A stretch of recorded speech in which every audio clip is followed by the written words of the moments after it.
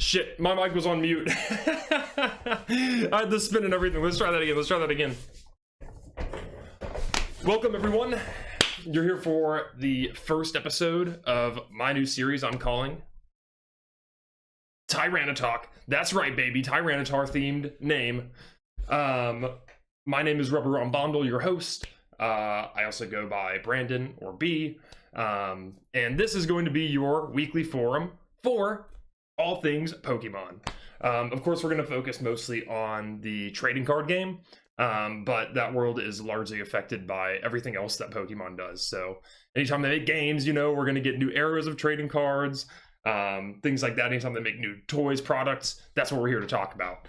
I was just kind of wanting to build community a little more, but if you're also a fellow content creator, you might also understand hating the sound of your own voice. So editing for me just takes a long time and I'm kind of inconsistent with it. So having a weekly forum where I can hang out with you all and just talk about one of my favorite things to talk about, Pokemon, is amazing. So thanks for being here. Our first pilot episode. It'll be a lot more structured in the future, but this one is just kind of catching you all up on everything that I have done since I started creating content around Pokemon cards last year. Around like last January last year. So today we're kind of just going to go through like a lot of different things that are just more centered on me, so you can get to know me as a collector, kind of what I collect, what Pokemon I like, and kind of what I currently have sealed or what I look for, what I'm looking for, things like that. Oh my god, cat loose. I don't know why, sometimes it just doesn't give me a noise when you sub, but let me, I meant to grab this.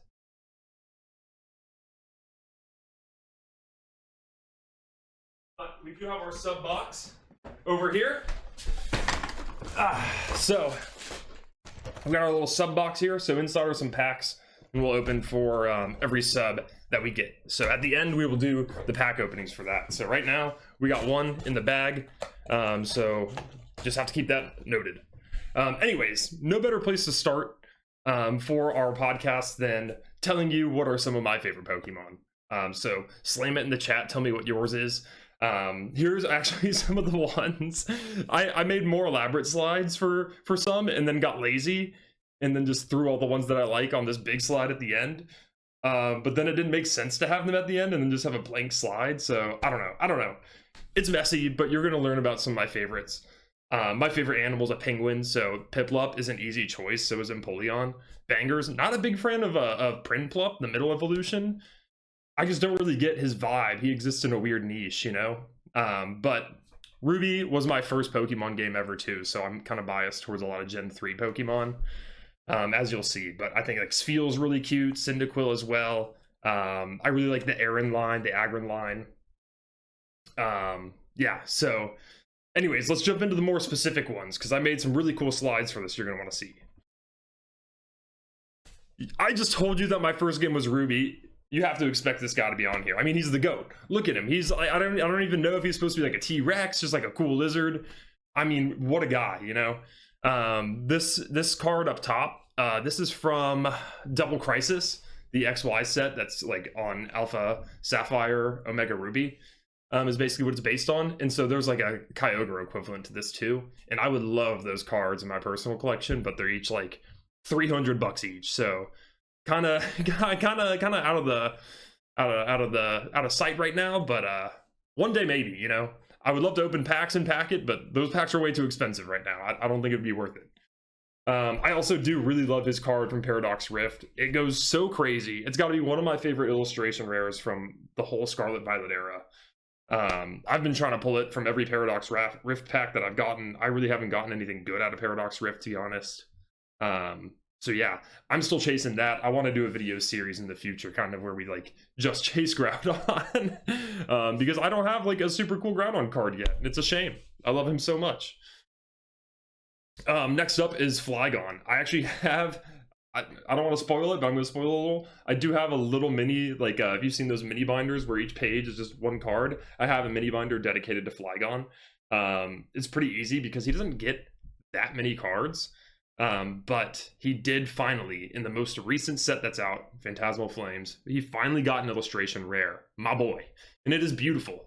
If you see here, you can see there's like a little Bramblin in the back. There's a Trapinch. There's Vibravas and Lotad, which also Lotad, no one talks about this. He's got to be the Pokemon with the most like cameos, like the most background appearances. Like he's in the background of so many other cards. We'll come back to this next week maybe, and we're going to talk about this. We're going to find some Lotads in backgrounds. But yeah, I just love Flygon a lot. He never got a Mega, which is a shame, but honestly, maybe it's for the best seeing some of the new Megas. Maybe it's good that he didn't get one. We don't want to tarnish his reputation. What I think is really cool too is like his eye bubble things he has. Like that was a big piece of Gen 3 was like getting the, I think they're called like Go Goggles, so that you can traverse the desert. Like dude's basically got them on, you know, like he's fitting right into the lore of Hoenn there, you know. The desert spirit. Anyways, enough of me harping on Flygon. He's cool. He's goated. They should have made his stats better. They should have made him a really cool Mega. Moving on. I just realized one of these cards is in Japanese. But Mudkip. All right. How about that, huh? Is he not the coolest?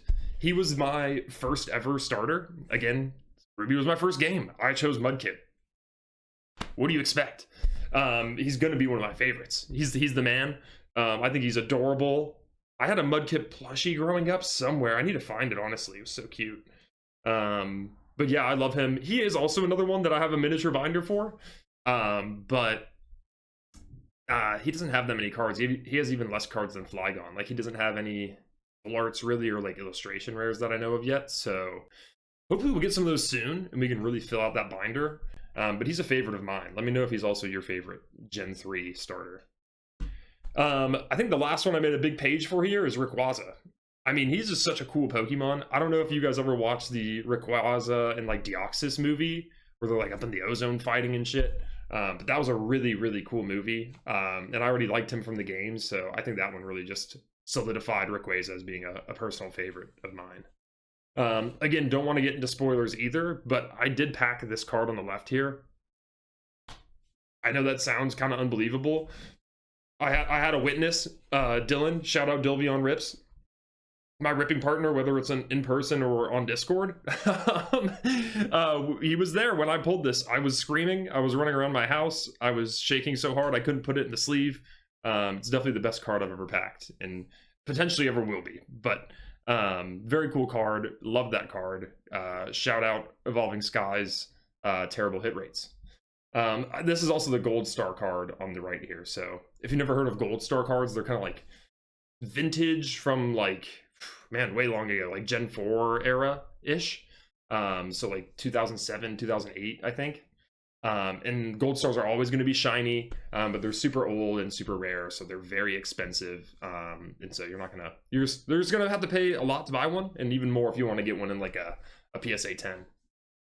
Catlo sister, I agree. I agree. Extremely cute. I'm assuming you're talking about this guy.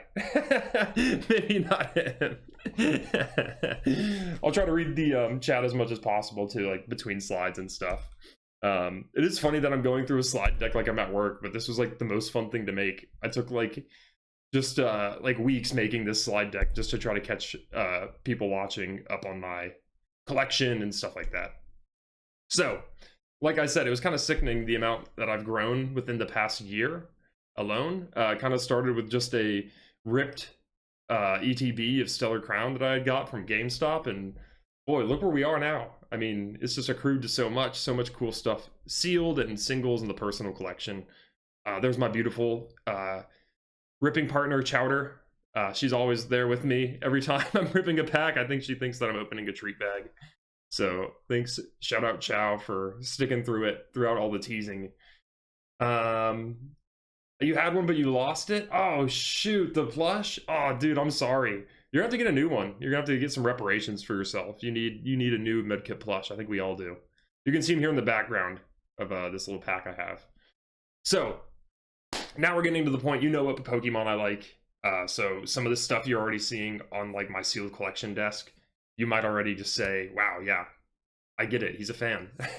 You can see too that this is like a pull-out tailgate table. So hopefully not permanent, you know, I'll get a better table eventually, but right now it's rad, okay? Right now it's rad. It's like those pictures you get of people's apartment, like their first apartment when they move in, and it's like just the lawn chair and like the TV in the living room. Yeah, we'll dress it up more over time. We'll dress it up over time. Okay. But first thing to start with, I think, is probably my proudest accomplishment and probably what I spend the most on as far as like sealed product is my ETB wall. I don't know, before I even started collecting, I think I saw people making ETB walls. Like there's just these great walls of China in their house that goes floor to ceiling and it extends like 20 feet wide. It's crazy. So I thought they're really cool. At first mine was just stacked up on like the left side of my desk, sorry, where this Groudon is standing. But that kind of got unsustainable as I became more and more gluttonous with collecting these. So yeah, a lot of these I was able to secure just straight off of the Pokemon Center. Like Prismatic, I ended up actually doing, so like the first, I do pre-order a lot of Pokemon Center ETBs from the Pokemon Center. Obviously those like age really well. And like they're just, they have the promos and stuff like that in them. Very cool, more packs. You want the Pokemon Center ones. So my first one that I was actually able to pre-order was Journey Together, and I ended up getting like 4 of them somehow. I think they had 2 different like orders that you could do. So I ended up ripping 2 of them because they had rips in them when they arrived. Which, if you've seen my Big Dipper, Little Dipper video, sorry, Big Ripper, Little Ripper video, then you'll know what I'm talking about. Then I kept 1 obviously for the sealed collection, and then I tried to trade 1 off. Usually when I trade a spare ETB, I'm looking for another ETB I don't have, right? I don't want cash. I'm not trying to sell this. I just want something I don't already have. And so no one was like biting really. No one wanted it until someone offered me a Butthole Pikachu.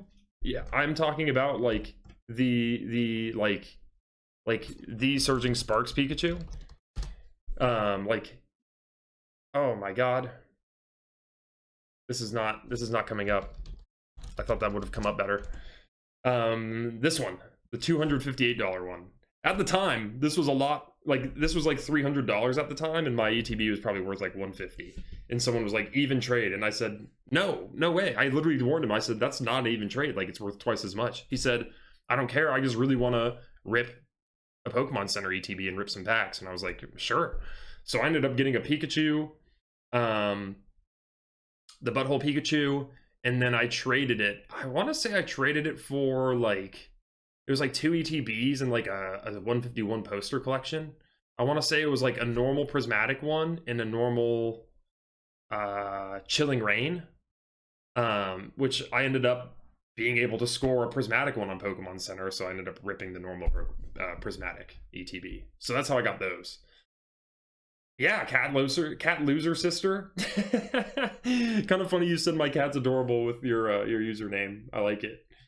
But yeah, thank you. I appreciate it. She's such a sweetheart. And this ETB wall has definitely been a passion project that I've been collecting a lot over time.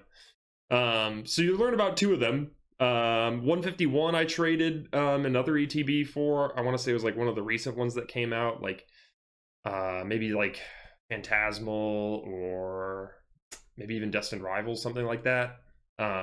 Another really cool ETB I never thought I'd have. Evolving Skies was the same. I ended up paying though for that one, like after I had sold a bunch of stuff of like cards I don't use or anything. And so I took the money and went to my local card shop and copped Evolving Skies. Pre-ordered the Megas and the White and Blacks on Pokemon Center. Same with the Destined Rivals. Hidden Fates I ended up trading as well. What did I trade for that? I traded something crazy. I traded it was a different Pokemon Center ETB I already had. I traded that and like a Blooming Waters and like some money. It was so much because it's like a $400 ETB, it's crazy. So yeah, I'm obsessed with the Hidden Fates ETB. I also bought the promo from my local card shop. Just really cool. Vivid Voltage was one I picked up from a local card shop. Shining Fates I bought off someone. Darkness Ablaze local card shop. The Sword and Shield one I traded a Prismatic binder collection for at a card shop to a random guy. We just both had them in our backpacks and traded them. Lost Origin I bought for like $90 at a card show last year, and it's almost double now. It's crazy how much ETBs appreciate. The Shrouded Fable one's hilarious because I had a buddy who was getting into TCG, Pokemon TCG, and he was like, what set should I collect? And we were like, what do you want to do, And so we were like, well, if you're ripping packs, like, you want to probably choose a set that you can buy. Which, like, not trying to lead him towards the terrible set, but like Shrouded Fable was the only one that you could like literally still buy Pokemon Center ETBs of on Pokemon Center. Like, just buy them at MSRP at the time. So I saw that, I was like, I'm buying one, and he bought one too. Maybe he bought two and he ripped one. He got some cool stuff though. I remember he got the Persian and the Dusk Noir. So yeah, Shrouded Fable's a funny set, but in a Pokemon Center ETB, they'll all do good, Yo, what's going on, Angel? Do you do Yu-Gi-Oh? Or any Marvel cards you have? No, I don't do Yu-Gi-Oh or Marvel cards. I do love comic books though. I did just meet actually a comic book artist last weekend and did a pack battle with him. So I'm gonna post a video with doing that soon. It was hilarious. I'll have to bring the comic books on next stream. I think I might have pictures in here though. It was an incredible experience. He thought it was hilarious and fun, and he was like, no one's asked me to do this at a signing, which kind of surprised me, but I don't know why. Like, who would do that? But yeah, anytime you want to talk about Marvel or anything like that, I don't know about the TCGs, but dude, I've played Marvel Rivals. I love the comics, seen all the movies and TV shows, so I'm your guy for that too. Okay. Where were we? Brilliant Stars. I just bought two on I actually bought on my birthday, but I was with some trade-in value. I was trading in some slabs. So it was like priced at 120, which was a little high, but I didn't end up actually having to pay any money for it. Stellar Crown, I actually got recently. I had bought a not Pokemon Center one a long time ago, and then like a month ago, they dropped the Pokemon Center one again on Pokemon Center for MSRP. So I had to pick that up and rip the non-Pokemon Center ETB I already had, What hero for Marvel Comics, Angel asked? It honestly is tough for comics. You might think this is weird, but people who only watch the movies might not get it, but the Hulk is such a good comic read. It's crazy. His stories are just nuts. There's a reason why they made the third Thor movie basically just Planet Hulk. Okay, I'll just say that. So if you've never read any Hulk and you judge him basically just off the MCU, I will give you some suggestions, but there's homework we got to do. There's homework. Surging Sparks I got out of the Costco bundles, if you remember those, where they were doing the 2-pack bundles with booster bundles and ETBs. Paldea Evolved I bought off a dude off Facebook Marketplace for like 80 or 90 bucks at the time. Phantasmal's obviously just from Pokemon Center. We got Twilight Masquerade. That was just MSRP off like Amazon. Same with Paradox and Temporal and Scarlet Violet. Silver Tempest, I traded in. If you guys remember the big Charizard box, that like cube looking one with the figure, it had like a promo of like a Charizard EX, very unassuming. But I graded that and got a 10, and for some reason it was worth like 240 bucks. So I brought that thing straight to a card show and traded it in. I got a Silver Tempest ETB. I can't remember the other ETB I got, but I got like 2 ETBs and like a free and like a pack for like that one promo card in a 10. It was crazy. It was absolutely crazy. Astral Radiance I bought for 60 bucks at a card show last year, and Battle Styles I had traded as well. I think another prismatic binder. And then I also, of course, I go freak mode on spreadsheets for Pokemon because I love keeping track of my inventory. So here are all the ETBs. I actually picked up a Paldean Fates one. I didn't include a picture. I just bought a Paldean Fates ETB last weekend at a card show. It was Pokemon Center, but I got a good deal for it. It was like less than 100 bucks more than just the normal one. I need to get that thing now before it just skyrockets because of Bubble Mew. So I had to cop it. So I now have every ETB in the Scarlet Violet era. I know, I need a soundboard, but now I'm kind of on the hunt for those last ones in Sword Shield, and then we'll start maybe thinking about going back to Sun Moon. There's not that many, like, there's some not expensive ones in Sun and Moon, like Crimson Invasion, Burning Shadows, I don't think it's that bad. And like Sun Moon Base, those are all, I think those are under like 200. But when you get to like the team up ones, it's like thousands, Oh, Brilliant Stars I also have, but I didn't mark here. Pokemon Go is also pretty inexpensive. It's like $100.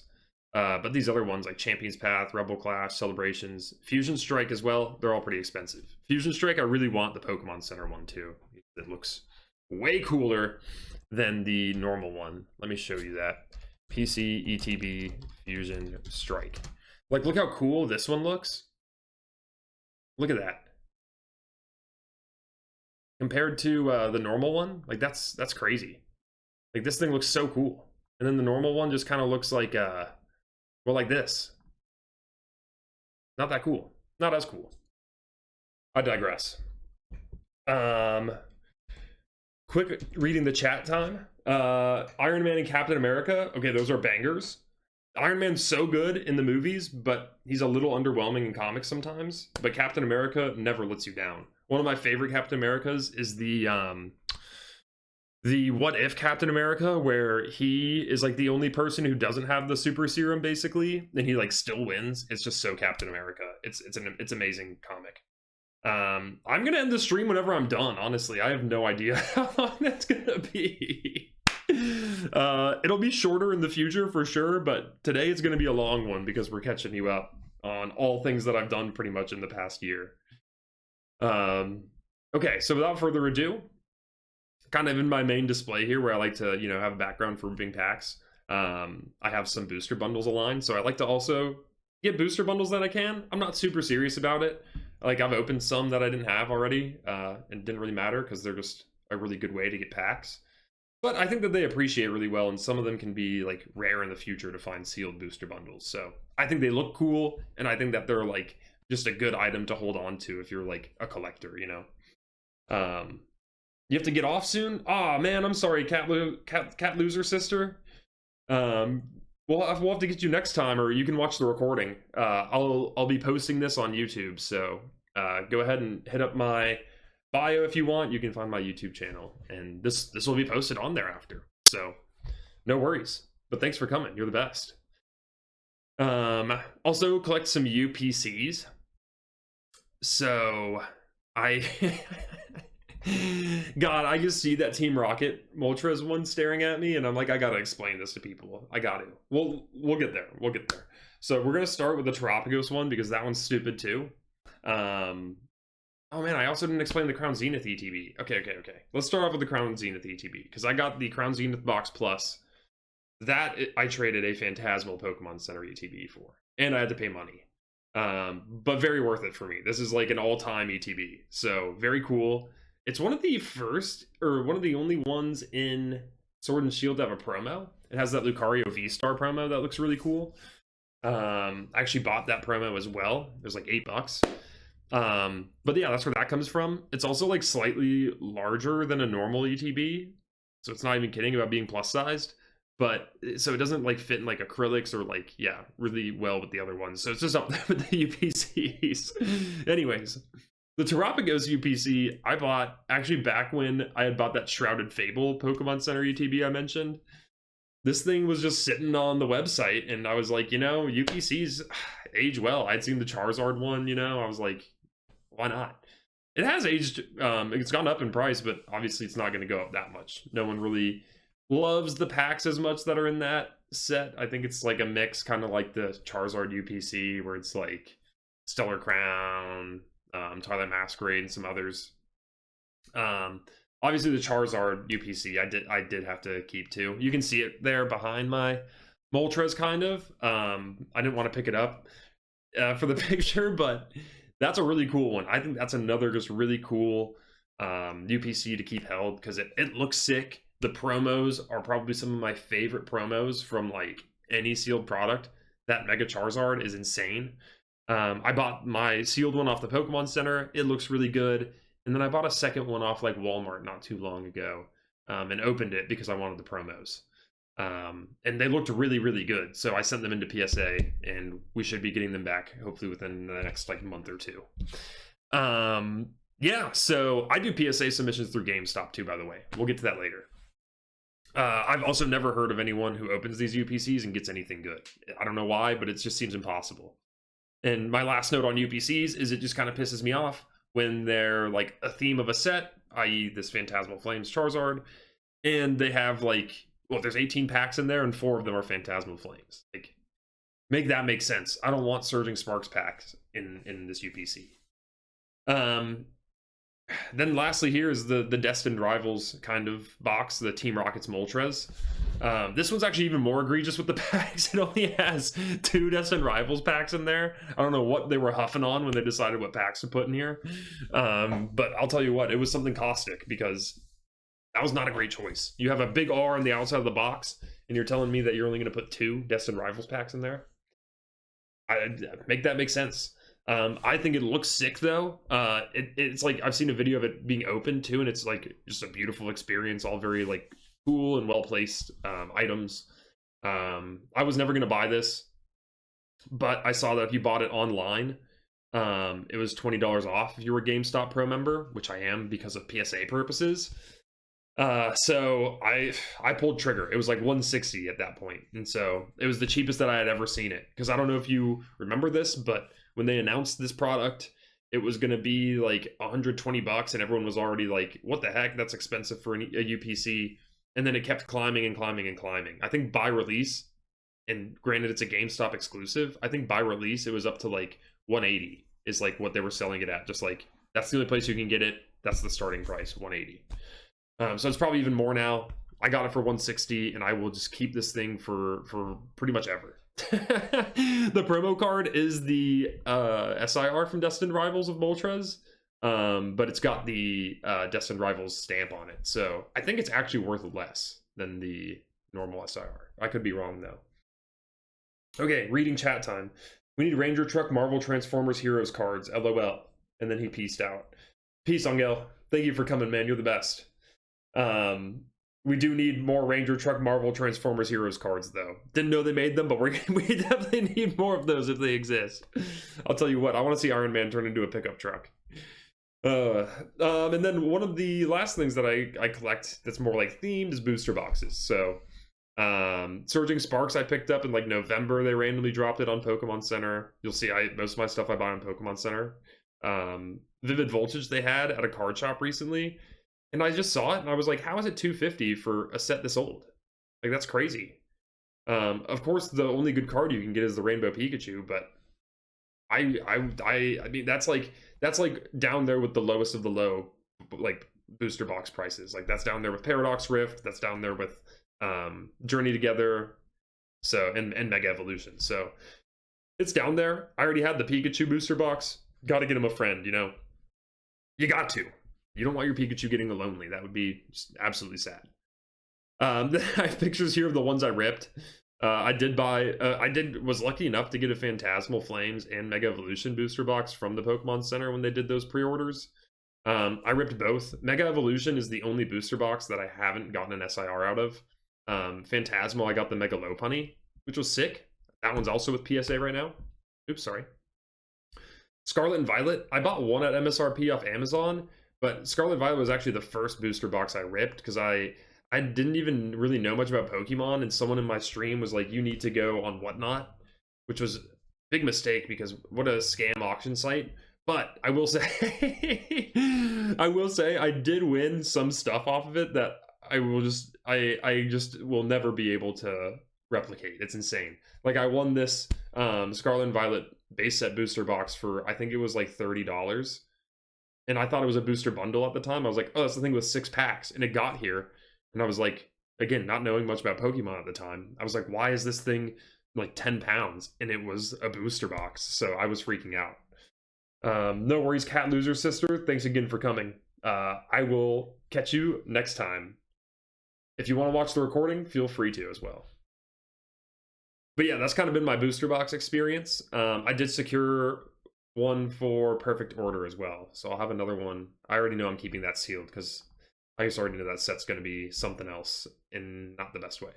But anyways, if you collect Japanese, you might also be collecting these with me too. But these are the gem volume Chinese exclusive boxes, which I don't usually buy Chinese stuff, but these are actually really cool. I really like, and that sounded wrong, I'll buy Chinese stuff. I love Chinese food. I just usually don't collect Chinese Pokemon cards because, I don't know, it's just a lot. But I started off with this first one with the little Sprigatito on it. That was their volume 1. You can see that in the bottom right corner there. Volume 2 is actually the Sylveon. These are kind of out of order. And then Volume 3 is the Gengar. So a lot of them have exclusive cards, like illustration rares, that you can't get in any other sets. They also have like exclusive like holo patterns. You've probably seen videos of people opening them where they rip them and there's just like all these, like it's basically you're getting the same card with like 10 different holo variations on it, unless you get the illustrations, which are really cool and pretty rare. They also announced a 4th volume coming out. We'll get to that later though. But each of these I usually paid like 35 to 45 bucks for each box. Yeah, so they're cool. Hopefully if they're not good long-term holds or whatever, you know, they'll just be cool displays. I think they look sweet, all the different colors, and kind of how they like main character the heck out of a Pokemon like that. As I mentioned, oh, Dilbone's here. Let's go. This is the Dilvion. Oh, and Gibby, holy shit. Gibby, what an honor. Gibby, I gotta go back just for you. I gotta go back to the perfect card here for you. The one you said is sexy? Oh yeah, baby. Let's give him some fucking screen time, huh? Yeah, the Flygon box, I had to take a picture of and flex this guy, because he's my favorite Pokemon. One of them. But this fucking thing, I was just looking one day because I was pissed and I had a couple bevies. And I was upset that Flygon didn't have any cool cards. This was before Phantasma, okay? This is like March 2025. And so I was looking like, does he have like any cool boxes or anything online? And I found this, and this was like one of 3 that I could find on sale on the internet. And he had it for like $220 on eBay. So I just wrote in on eBay and said like, hello, I really love Flygon. Would you take $180 for it? He didn't say anything back. He just accepted it. So huge dub. Got this thing for $180. These Phantom, I think they're called Phantom Forces, Phantom something packs. The one with the Ansion in the back here. It caused this set to go up like astronomically. Yeah, let me look it up. Booster pack.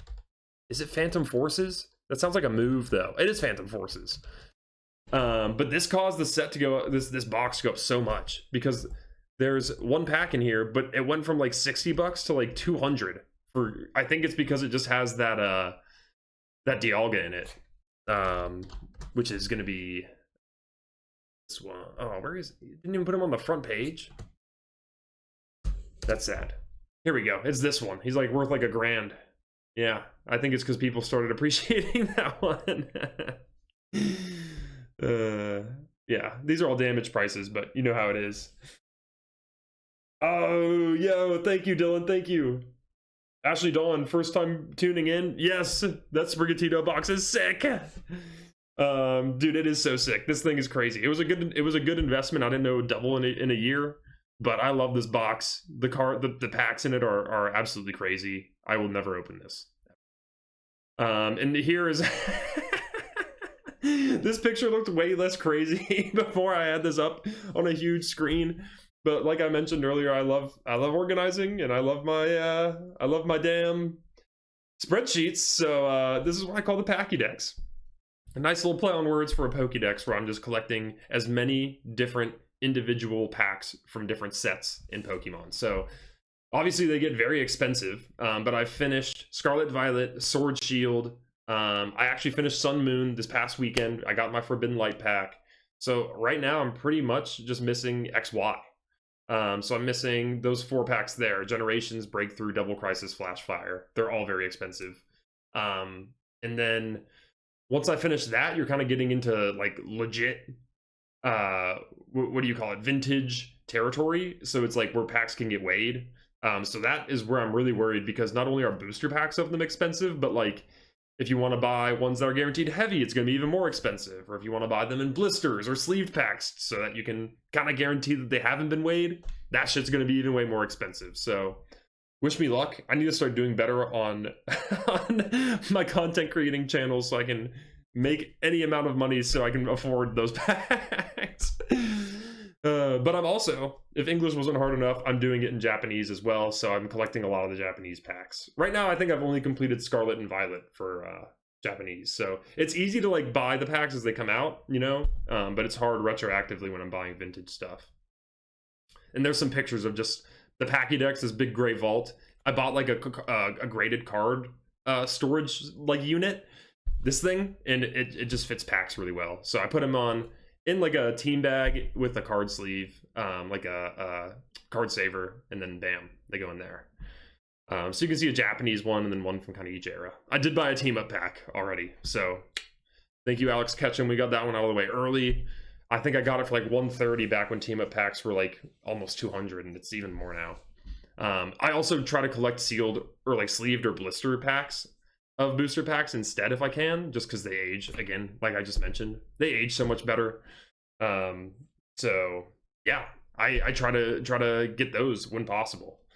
Yeah, thanks, Ashley. I also love Japanese cards. They're really cool. I think Japanese cards look cooler, but they just don't age as well as far as like collectability and price goes, at least here in the States. Which is kind of a bummer, because again, the print quality on them is crazy. I've only ever graded 2 Japanese cards and they both got 10s. I swear, they just make printers better out there. I don't know what else to call this other than big boxes. I definitely go, I have such a weird mentality with these, because there are times where I get these big boxes, like the Heavy Hitters one that recently came out with black and white, or the Paldean Fates ones that drop with like the Iron Treads or whatever.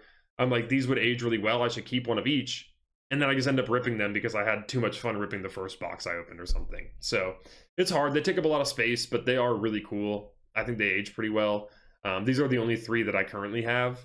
My dad actually picked me up the Prismatic Evolutions one from a Sam's Club. He just called me one day and he was like, "Do you want this?" I said, "Yes, sir. Hook me up." The Sea and Sky box I bought on the internet after a card show where I saw it, and they were like $70 at the card show, and so I bought one for $80 online. This was like last March, and they're $200 now. It's just crazy. Blooming Waters I got from Costco back when they were doing the drop of 2 boxes. I think I had 6 of them at one point, and I ripped one and like traded the rest away for like ETBs and stuff. So they're very cool boxes, but they are very I don't know, they're just also always really fun to rip and like pretty valuable, so they can be good to trade too. So anytime I see these big boxes, most of the time I'm grabbing them. They're also usually confined to one set, which you don't see very often anymore, so speak up, you know. If you want to see more of that, let's make our voices heard, because I'm tired sometimes of these combo boxes. I'm not even lying. Someone was just talking shit on you. Oh man, Clouds is unreal. That's sad. Oh well. Ashley said they definitely look cooler. I had no idea they didn't hold their value. Dude, some of them are worth more if they're rarer, but yeah, like in general, Japanese cards will actually come out, like the set that makes up the English set will either be like 1 or 2 Japanese sets, sometimes even 3, and they come out like a month or so before the English sets. So usually like they'll be pretty expensive at the beginning before the English sets come out, and then they'll just go way down because the English ones will come out and be worth more. I don't know why Japanese cards are worth less. I think it's just because Japanese is not a language that as many people know, whereas English, like, you know, most of the world can speak a little bit of English. Anyways, off past the big boxes. I didn't change the font for this. Slack. That's Slack. These are just some of the other boxes that I like to keep. So one of them is this Dark Powers box. I have kept this since the card, or like the I think I got it off Whatnot a long time ago. And like the packs aren't even cool in there really. They're all like kind of the mid sets from Scarlet Violet. But god dang, does the box art just look unreal. And you don't really get the reversible like boxes that often, where you have one side, like this Absol and this Gengar box are the same box if that wasn't clear, just 2 different sides. What does piss me off about it is that this big jumbo card is a Banette and not a Gengar. I don't know why they did that. I don't know who on the production team thought that they could scam us like that. At least they got one Gengar promo in there though, that's fine. And lastly is this Charizard box. I picked this up recently with the intent on ripping it. I got it recently at MSRP, and then I looked how much they're worth, and they're worth like $80, and I bought it for like 40. So I was like, not ripping that. Plus, I didn't want to rip it after I like grabbed the box too and actually saw it, because the texture is so cool. It like actually feels like scales. Like it's really cool. And that promo is cool too. So these are just boxes that I like looking at, and I think are going to be like cool boxes to hold on to over time. Anytime I can get a textured box, you know, I'm all about it. I need that 4D experience. If it could just shoot water at me or like, you know, roar and like have Charizard boogers on me or some shit, you know, that would be ideal, of course. What am I even saying? Anyways, we're getting into the cool hits now. So these are my cool hits that I'm going to show you first, and then just the cool collections that I have of singles over time. So the cool collections, a lot of them are cards that I've packed myself, but a lot of them too are singles that I bought at card shows and stuff to, you know, assemble a set of some kind. So first off, these are going to be my hits. I did I don't know why I included this. I talked about this promo already. This is the promo from the Hidden Fates ETB. The 3 birds here, the tag team one. I bought it at my local card shop for $50 at the time, and my the guy bought it from the worker there. He said he had just pulled it from an ETB, so I knew it would be minty. But I love that card so much. I'd wanted it for so long before I actually bought it. This Galarian Moltres is also a promo, but I did actually buy the tin that it comes in. I love the card. I think it's sick. I bought the tin that had a bunch of Crown Zenith packs in it, which is such a fun ripping set. If you haven't ripped it yet, it's very expensive now, but God, it's so fun to rip. Like ripping a Sea and Skybox would just be so fun. I haven't done it yet because I don't want to open mine, but I bet that's a good time. This Charizard and Braixen, I was freaking out about because I actually pulled it the same day as this Rayquaza VMAX.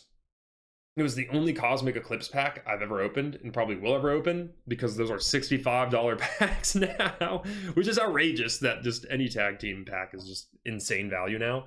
And this card's not even worth much, like $30, but just to pack a tag team like that was crazy. I'm going to make a video soon on those rips because it was all me and Dilvy on rips. We had assembled a lot of cards over like a couple months, all these packs, and on my birthday went to a card show, bought even more, and just ripped them all that day, and we both had some just insane pack luck. I mean, but what you can see from just these 2 cards alone, it was awesome. So I do love degenning a lot and actually ripping the packs for my channels and just for my personal collection too. As much as I like sealed product, ripping packs is a great time. Always a good time to connect with others too. Some other of my hits are Bulbasaur. I actually packed this 2 times, 2 years in a row on my birthday, which is freaky. Really weird luck. One of my favorite cards, though. It's so cool, very cute. Bulbasaur cards are, I mean, they're priced well, but they're so underrated. They're so sick. I actually packed Ivysaur as well, so that was cool. I love that you can see his little reflection there. He's like smiling at himself. Wartortle I packed too. Very cool pack. I packed these both out of tins. Those like Costco, what was it, like 8 tin boxes, or no, 5 tin boxes, so it was 10 packs. Yeah. Alakazam I packed in one of those as well, this SIR, and he's off at PSA now too. Giovanni's Charisma I actually packed in a beer garden in Germany. If you want to know why I was opening a 151 pack in a beer garden in Germany, you're just gonna have to follow my channel so that you can see why when I make a video eventually. But all these other 3, this was trying to be like my 151 page, like Psyduck, Zapdos, Machoke, Charizard, all from the tins as well. Those tins were banging. I don't know if this is just me and it's like a conspiracy, but I do kind of feel like the packs you get out of the mini tins are harder to, like cards you get out of that are harder to grade, just because they're like, if you've ever opened a mini tin, the packs are like really stuffed in there. Like there's no wiggle room, and like the pack itself kind of has to be like a little squished. So I just don't trust it for, like, you know, I'll open it for the ripping experience, but I'm like, I probably am not going to grade anything that comes out of a mini tin most of the time. Anytime I've looked at cards, again, most of the time they just have a little something going on that would destroy the 10 opportunity. Some more banger hits. I already mentioned Mega Lopunny. I actually, we'll get into this a little later too, but Mega Lopunny, I packed twice, once out of that booster box. Second time I actually packed in front of everyone at a Pokemon TCG tournament. I was like the only person to get a hit, so it was just kind of gangster. It was like I won. I think I went like 1-4, so like won 1 game and lost 4, and then gets 1 pack as a reward and rips an SIR. It was just hilarious. But I've also, like I mentioned, ripped the promos or the UPC of the Mega Charizard X. So I did get these 2 promos, and again, they both looked really good and sent them off to PSA. So I had to include them in here because they were just looking so good. I packed this Articuno from a Pokemon Center Journey Together ETB. This Wo-Chien EX is an SIR from Paldea Evolved. I got that from a random, it was like those random packs from Amazon where you get 3 random packs. I got 2 of them, and all 6 of my packs were Paldean evolved. And I got this Wo-Chien. He was actually sitting in my personal collection, and then I was looking at him and I was like, you are a 10. Like, you're a PSA 10. So I sent him off to get graded, even though he's not worth all that much. Excadrill. I got that from the heavy hitters box. I was stoked about that. He's not worth a ton either, but he's also at PSA right now. Anytime I get an SIR, they kind of just go to PSA if they're in good shape. Just love them. I packed this Gloom, was one of the first hits I packed. He was a PSA 8 that I ended up cracking because it was a terrible grade. He's actually very off center, and he has a nick on the back, which I just didn't realize when I sent it. He was one of my first cards I sent to get graded. The Caesar from Obsidian Flames, the Ends Reshiram from Journey Together I got from a Journey Together booster bundle on New Year's Eve that I was opening with friends. Tynamo, Zebstrika, Penny, this SIR I did get from the Iron Treads like Paldean Fates box. So once I hit the SIR, I was like, shit, that's my SIR of the set, isn't it? And I was pissed because I wanted Bubble Mew. But, you know, it's got an Umbreon in it, so I do actually think this is going to age better than most SIR trainer cards that don't usually do very well. And then this Hisuian Growlithe I've actually packed twice. So I sold one at a card show, and I love it so much, so I kept the other. I'm still on the hunt. I love collecting the connecting arts, so I'm still on the hunt for a Perrin that goes with it from Twilight. Some of my other bangers, we got Shaman, Cynthia's Roserade from Destined Rivals, the Misty's Lapras I got from an ETB of Destined Rivals. Sleeping Pikachu is my best Lost Origin hit I've ever got. I thought it was only the 2 Parasects I got, but I forgot I packed this as well. That was crazy. I do love that they have like the Hisuian Ancient Pokeballs there too. I actually bought this card in Japanese before I packed it, so later I sold the Japanese ones. The Cerulege is really cool, and the Latios from Surging Sparks. That's my best Surging Sparks hit. I love that thing. I hate that they made Latios in SIR and not this one. I think that's kind of lame, especially when they're connecting art. And Bulbasaur I packed from like a collector's chest, I think. The 2024 ones. And I think he's the most expensive card in Stellar Crown now. So I've had good Bulbasaur luck. I've packed 3 illustration rare Bulbasaurs. What are the odds? Cool. So those are all my like biggest hits so far. Of course, I've packed a lot of illustration rares, you know, been very lucky, and just love getting to rip packs. But here's some of my PSA 10s. There's only one, I think, that I've ever submitted that I didn't pack, and I got lucky that it was a 10. But here, this is the illustration contest cards from last year. So they come, they're usually free if you just shop on Pokemon Center, like during a certain like week, basically. They'll be like, hey, enter this promo code, and you're going to get a cellophane full of these 3 illustration contest cards. So if you've never gotten them before, they're basically community made, but then like they're put in a contest. All these artists in the community will submit them to Pokemon, and then they'll choose 3 to make like their illustration contest Pokemon cards. So after you use your promo code at checkout, you'll get these for free with your order, and they'll come in like a cellophane. So I don't know how I got so lucky that I opened my cellophane and all of these just look perfect. So they're all 10s. You can see too, if you look at the numbering on the grades, they're all actually sequential 10s, my friend pointed out, which I think is just crazy. So very cool, and I'm very fortunate that I got all 10s on these. It was wild. I think the Pikachu is really the only one worth much, and the Toxtricity is worth like beans, you know, just nothing. But the Pikachu's over like $100. So very cool. I yapped a lot about it, just an opening slide. But yeah, these were the 2 Japanese cards I mentioned that I've only ever graded 2 Japanese cards, and they were both 10s. I actually opened both of these before the English set came out, so again, like I mentioned earlier, Japanese cards will go down in price after the English set comes out, which is something I learned not only from this, I kind of knew that going into it, but I think these cards did drop more than I expected, but I still just thought that they were perfect cards and thought it'd be cool to have a couple Japanese cards in 10s. So this Blaziken I got out of, what's it called? Glory of Team Rocket. And this Hydrapple I got out of Heatwave Arena. So both really cool, in my opinion.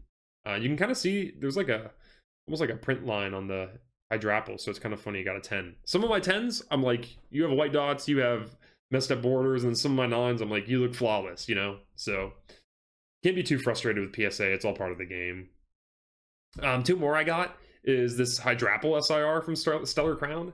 This was a gift from a friend for my birthday last year, 2024. Ended up being a 10, which was sick. This Slowpoke I got from my first Scarlet Violet booster box, and it's one of my favorite cards of all time. It's such a sick card. It looks like he's just opening up a soup shop. And it was worth almost like 400, 500 bucks at one point last year, but it's gone down around like 250, I think, now.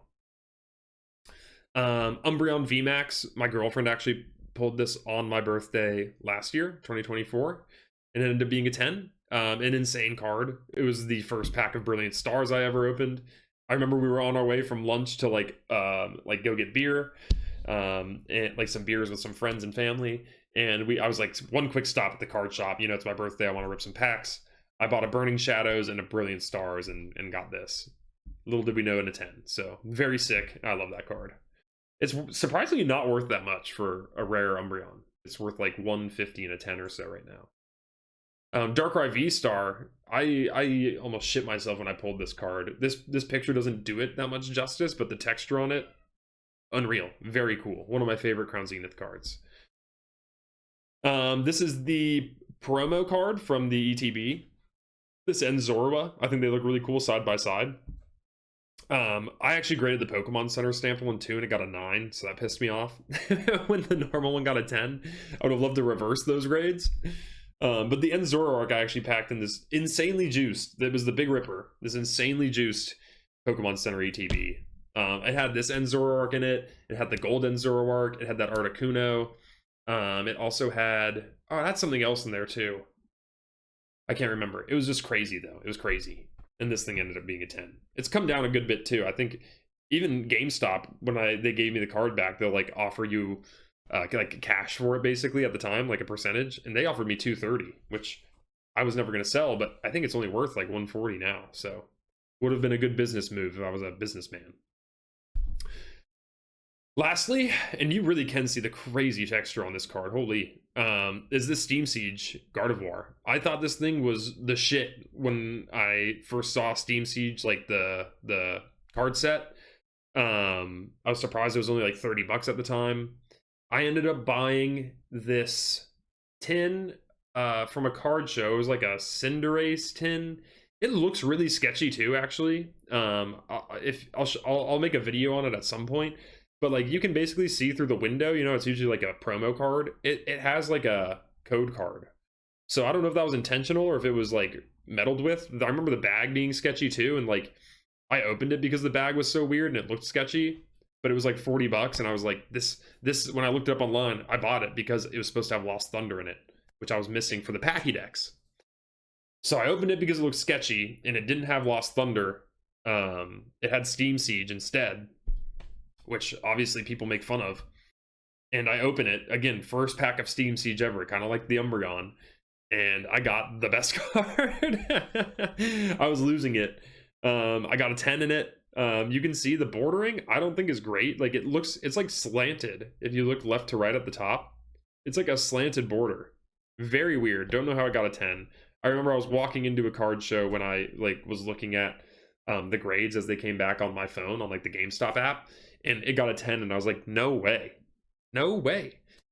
I just couldn't believe it. It didn't make sense. Because look at it. I like as it was sitting at PSA, I would go look at pictures of it and I'd be like, why did I send this? What a waste of money. No, I was so wrong. It ballooned up. It was almost $1,000. It was over $1,000 at one point in a 10. But now it's back down. It's like 700 or something. So this is definitely my best graded card at the moment. Another thing that I wanted to show you in my personal collection is Platinum Arceus. This is another dumb Whatnot thing. Again, don't get on Whatnot. Don't do it. But I was just perusing one day trying to get some giveaway packs for free, you know, just chilling. And I was just sitting in this dude's lobby where it was like a wheel spin, you know. And if you haven't done it before, don't. But they like basically will just put like 300 items on a wheel, and like 10 of them will be good, like chase items, and then the other 290 are just basically like a $2 Japanese pack. And so what they'll do is you pay for a spin, usually anywhere from like $5 to like I've seen like $100 depending on what's on there. Again, I wasn't super familiar with this wheel spin he was doing, but I noticed no one had won in a while, so I was like, shoot, okay, I'll throw like $9 at it. And I ended up winning. And I have screenshots that are hilarious because I literally am asking in the chat, what did I win? Like, what's the chase? And he had a sealed case of these blisters, these Platinum Arceus blisters. And so I watched him pull it right out of the case and mail it off to me. So it looks really, really good. I actually didn't even notice the crease on it until I saw this picture. There's a little crease on the top right, which must have been just from shipping. But it looks really good. And I just can't believe I got what is now over $400 blister for $9. It's crazy. Absolutely nuts. But that did lead me to kind of look into the set, and I found that they have these really, really cool like ripple effect reverse hollow Arceuses. So I'm kind of trying to create a set there. You can see though these like line up the ripples, and it gets more spread out the further you get away from the main one. I have a picture further on because I've actually made really good progress on this set since I took this picture. Another set that I'm collecting and actually finished, which I'll show you again, another picture later, but is this Crown Zenith connecting arts here. So they kind of look all the same, these illustration rares, but they all connect and kind of make like one big mosaic. So in this picture, I'm just missing 3. I think it's Paris, Turtwig, and Pikachu. They're all like $6, $3, except for Pikachu, I think is 20. So if you ever want to do like a fun connecting art master set, whatever you want to call it, this is a really affordable one, you know, it'll be like under $40 or so. I also did the Radiant collection recently. This was a fun one because I'd packed a few of these. I had packed the Radiant Steelix, I had packed the Eternatus, and I don't remember the other one I packed. Again, this is another really fun set to do because I think these cards look super cool. I think they're really unique, this hollow pattern, and again, they're pretty cheap. Like the most expensive card is this. I think it's this. It's not even this Radiant Charizard here, this Crown Zenith one. It's this Pokemon Go one, which I think is a promo. That one's like $15, and it's the most expensive.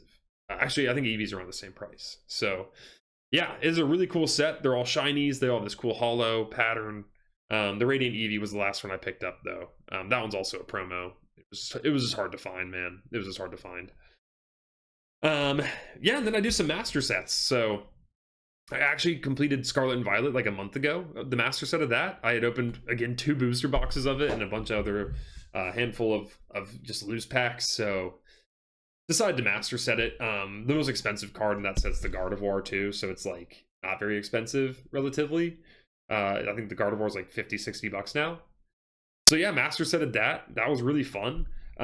Journey Together, I'm working on a master set slowly, and 151 the same, just kind of as I go. You know, I already have some 150 packs still, so we'll see what I don't pack and then buy singles from there. And Journey Together kind of the same. It just seems that they throw Journey Together into every single mixed box they can though. So it's just like I'm just not escaping Journey Together, so I might as well embrace it and just master set it, you know. This is a really fun thing that we do as Rombondles on the Rumble Rombondle channel. Sorry, my nose is a little stuffy. But when we get new subscribers, we rip a pack. And so what we do is we rip these trick or trade packs because I think it's really fun just to do a quick pack rip when someone subscribes, and then you then become part of my master set in a way. So then every time I look at these cards, I just think of all the cool people within the community that we're creating. And I think that's really fun. So I did all of 2022. I think I had to buy like the Litwick online because we had used all the packs already. We were just missing him. And the same for 2023. We did the same thing with it was all subscriber pack openings that got us to complete it. So now we're working on 2024, and then we'll eventually do 2025 as well. So I think now we have the 2024 packs. That's what we're currently ripping. So if you're subscribing, you're getting the 2024 set right now. And I'll have to do that with other sets too. That's just the easiest one for me right now. I think it's just a fun little thing to do. And I do the same with the holiday calendars as well. These obviously aren't packs really. These just kind of come in the holiday calendar, but they make for some cool cards. You know, they all have the stamps. So I have the 2023 one laid out here, the 2024 one here, and the 2025 one here as well. I do like that they started doing illustration rares as well. I think it's funny that they always include to choose to include Pikachu for no reason. Definitely not a winter Pokemon, but he's just the Pokemon, so he makes into everything.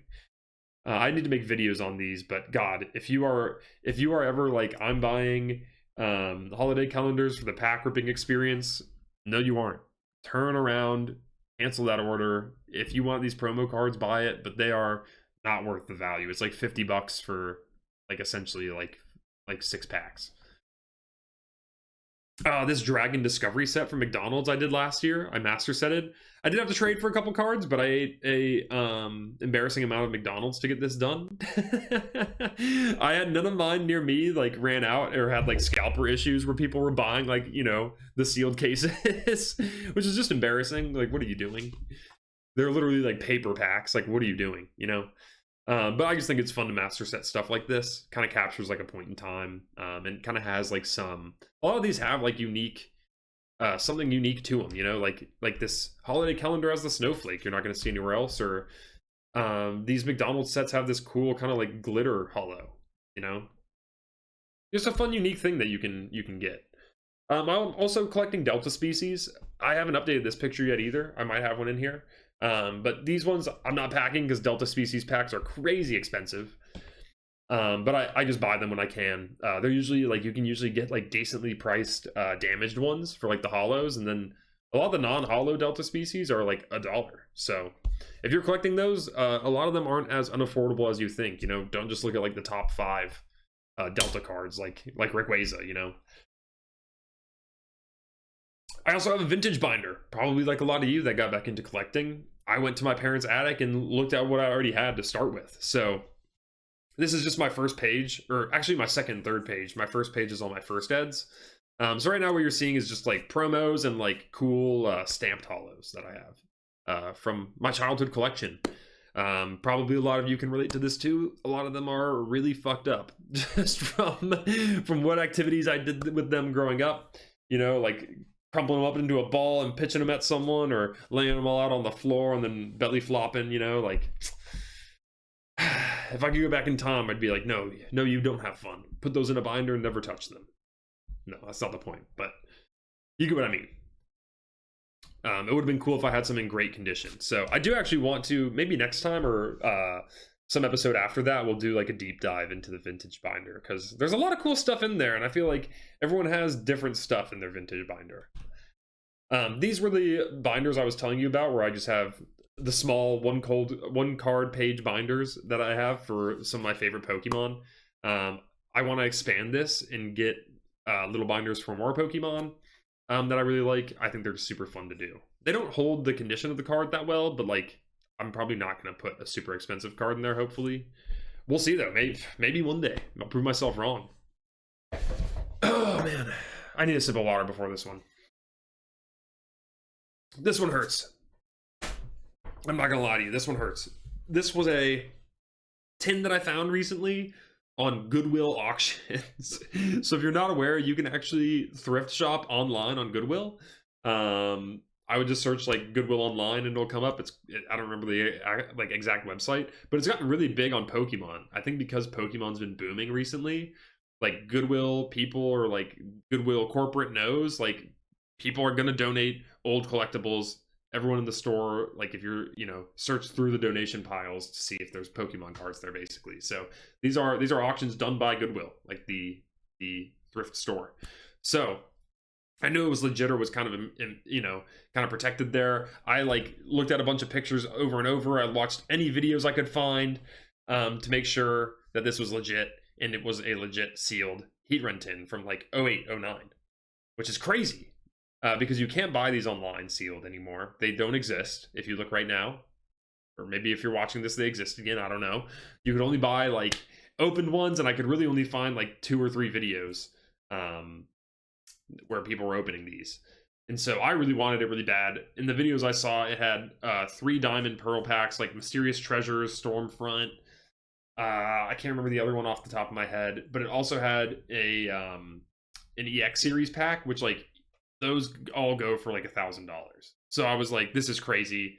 This tin basically has like at least $1,700 worth of packs in it. But it ended up selling, I think, for like 1650 on Goodwill, and I just couldn't go that high. I just couldn't, you know. It would just it just seems wrong.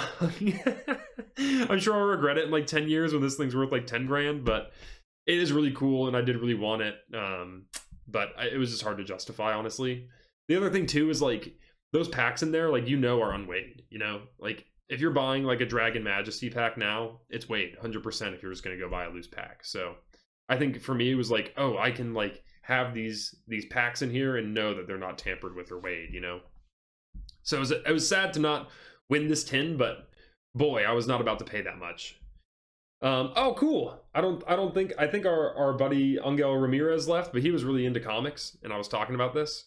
But I went to this card fest last weekend. Actually, the first time I traveled really to go to, yo, what's up, HP? Welcome to the stream. But this was the first time I actually like traveled any distance to go to a card show. My city usually has like card shows multiple times a month, so it's not like a big deal. But I really wanted to go to this one in Greensboro because it seemed cool. It had a lot of vendors. And on the way, I saw that a comic book artist I liked was doing a signing. It was really funny.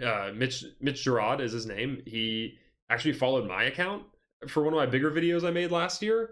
And I saw him follow me on Instagram. And I was like, holy shit, is this the comic book artist I used to see his stuff growing up, like when I was reading comics? And sure enough, it was. So I followed him back and saw that he had released this new issue where he was reading or illustrating and writing it, this Wonder Woman comic.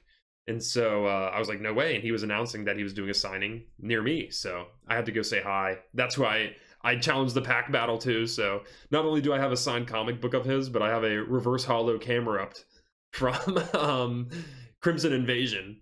Yeah, with him signed it. So yeah, that was super fun and silly. Great time to do. Highly recommend getting your fellow nerds who are also potentially celebrities to do a little Pokemon rip battle with you. But this was my haul otherwise. Like I mentioned, I got that Forbidden Light pack there. I got a sleeved. I was trying to upgrade some packs too that I only have loose, so I got a sleeved booster pack of Phantasmal. Got an Astral Radiance blister for Fusion Strike. I got this Japanese pack of Shield, which is like $20, pretty hard to find, honestly. I'd never seen one yet.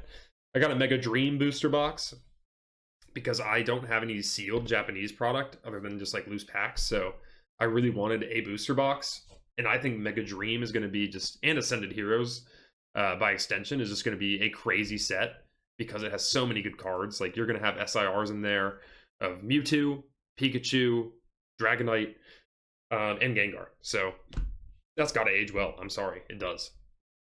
And then I bought 3 crazy singles. First off, the Giratina. It was just time. It was just time, honestly. I love these cards so much. I want to try and buy the Dialga and Palkia ASAP. I just think that these cards are going to shoot way up in price because they're under 200 right now, which is crazy because A, they look amazing, and B, they're the best cards in the Crown Zenith set, which now go for like $15 or more a pack.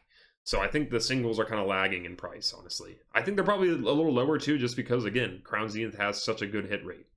If you've never opened Crown Zenith, I definitely recommend opening like a couple packs if you have the cash just before it gets even more expensive because it's just so fun.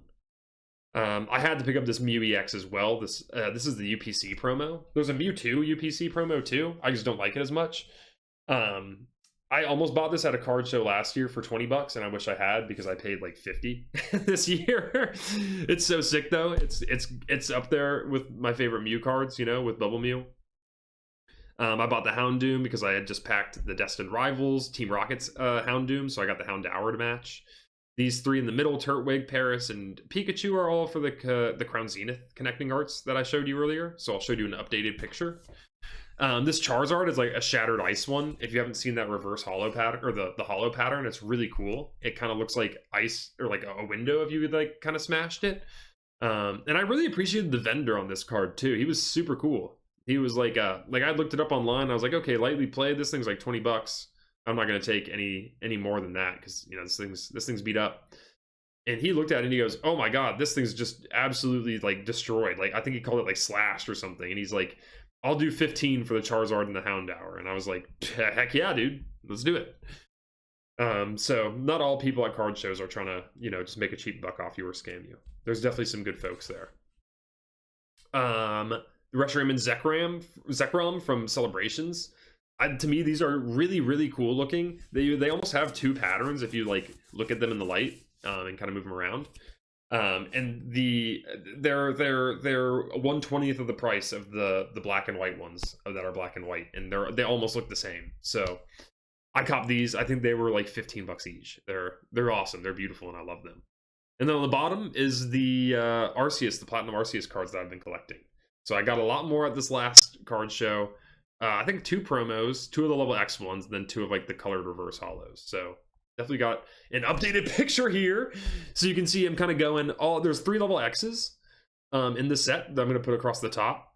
There's 3 promos with that kind of like cool Legend Platinum Arceus pattern that I'm going to put here.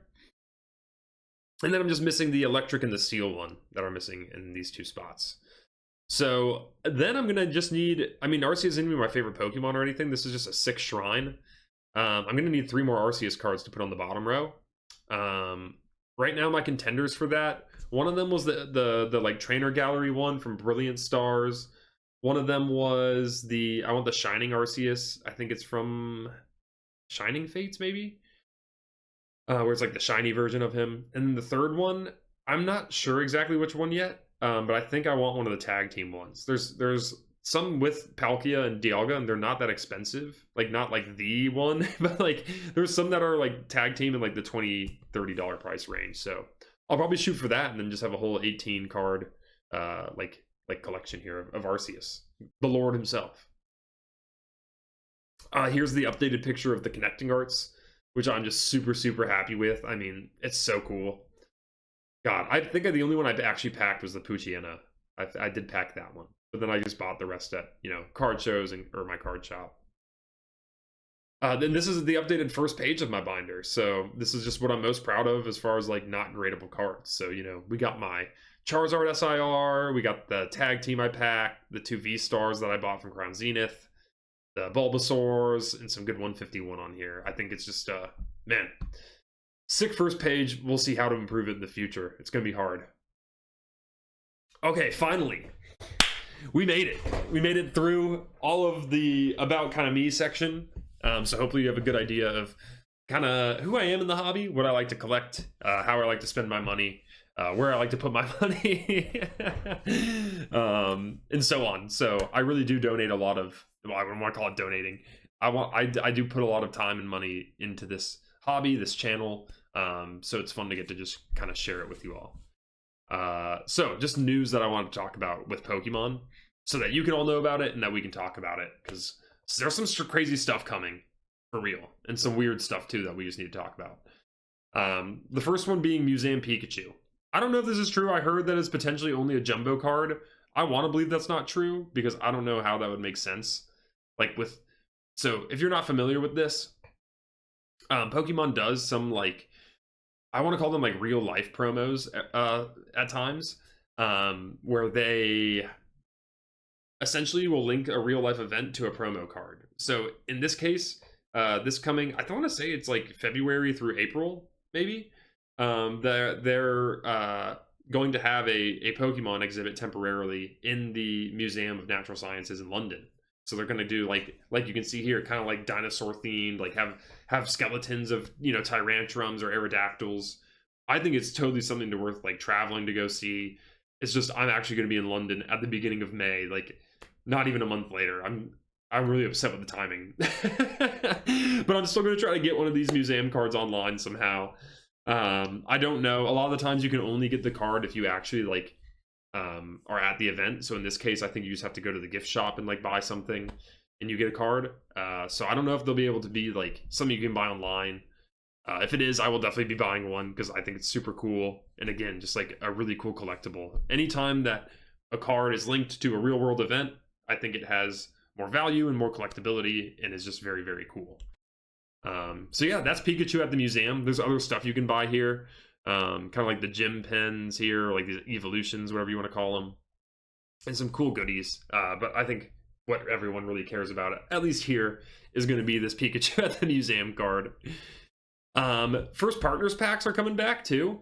They made those for celebrations. I had a picture of one. What slide number is this? So I can come back. 54. Hardly any slides at all. But you can see they did this back for celebrations. You can see it here, right there in the corner of the picture on the right. You can see I have a first partners pack from celebrations, and they were kind of like these big bags. And inside it was a big celebration stamped starter card. And then it had 2 packs in it. It was usually like Sword Shield base and like, you know, like Vivid Voltage or something. Like not good packs, but cool things to collect. So we're kind of getting another rendition of those just for 30th anniversary. And these are kind of what these look like. So if it's anything like the ones I just showed, they had like different starters on the front, and they kind of released those over the year. These I think is going to be the same, where we're going to get, this is the Series 1 first partner illustration collection. And so Series 2 will have essentially just different starters, both on the art and the packs. So in this collection box, you are going to get 2 booster packs. It looks like a Phantasmal and a Mega Evolution. And then you're going to get the 3 promo cards in a little pack like this Series 1 pack. Now, if I'm predicting this correctly or interpreting this right, this means that you're not going to get the same 3 cards every time. So if you buy 2 boxes of these, you're not going to get, let's say, Bulbasaur, Rowlet, and Turtwig in each pack here. You're probably going to get those 3 in one pack, and then maybe a different 3 in the other, you know? So it's definitely adding like a blind box aspect there. So yeah, I think that'll be fun to collect. For my pack edicts too, I do think it would be fun to keep a series pack somehow. I don't know how though. These are hard to get your hands on, obviously, because it is kind of like 30th anniversary related. But we're going to be getting, if you miss this series, not the end of the world. You're going to get other series in the future. I won't lie though, they did do there was a like, if you're like new to collecting in the hobby and you're just having a hard time getting your hands on packs, just get a Twitter account, either the one you use already, make a new one. I didn't have one, so my Twitter account is solely Pokemon. But just follow a few accounts that do Pokemon notifications for like restocks and supplies, because it's really the only way to get Pokemon cards at MSRP now, is getting those notifications and then just, you know, following whatever link they send you to buy Pokemon cards, because yeah, it's insanely hard otherwise to know when things are going to be in stock. So anyways, I had gotten a Twitter notification saying that Target was probably going to be doing a 3 a.m. release that night, which again, I don't know why they do that. That's still 12 on the Pacific Coast, and it's not early, and it's a weekday every time. So I said, screw it. I'm never going to stay up for these until 3 a.m. on a weekday, you know. This isn't my job. I have a normal job. And so what am I going to do? I set an alarm for 3 a.m. I woke up, or I think, yeah, it was 3 a.m. because Apple does it like right on the dot, and Target dropped it right then too. So my alarm went off, instinctively just hit it. Couldn't even see, eyes still blurry, you know, with just, you know, whatever's going on in your eyes when you sleep. Smashed that link and just got straight to there and checked out. They sold a bunch of other stuff that day that I was just sitting there like in bed just hitting, you know, if you ever shopped on Target, this is the experience. You just hit buy now for 30 minutes and it doesn't work. And I did that in bed for like some blisters of I think Ascended Heroes, and I didn't get them. But I had done my first checkout where I just got 2 of these because I had to cop. I had to cop these, you know. So anyways, all to say, these are going to be probably a little harder to get than your normal booster packs. But if you didn't get any this time, there's going to be probably more releases of Series 1 packs and then other series in the future. I don't know how many they're doing, 3 or 4. I don't know what. I'm also having a hard time. Oh my god, wait. I'm so sorry. This whole story I just told about setting a 3 a.m. alarm was for this. It wasn't for this. I set an alarm for this because it has the Pokemon Day. I'm so sorry. I got them confused. These, I think, have Ascended Heroes in them. I think they have 3 packs. I think they have Ascended Heroes. I'm just not sure. Because usually you can tell by like the top of the art what pack it is. I think that middle one might be Ascended Heroes. Yeah, so I'm sorry I got confused on this one. This one's not out yet. The Series 1. These we have not gotten pre-orders for. These ones we have, I think a couple. This is the one I set my alarm for at 3 a.m. Sorry for the confusion.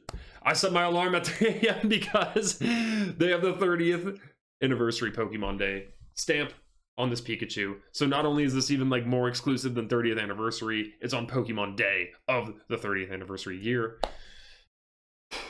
Pokemon's hard, man. It's hard. It's hard to lock in.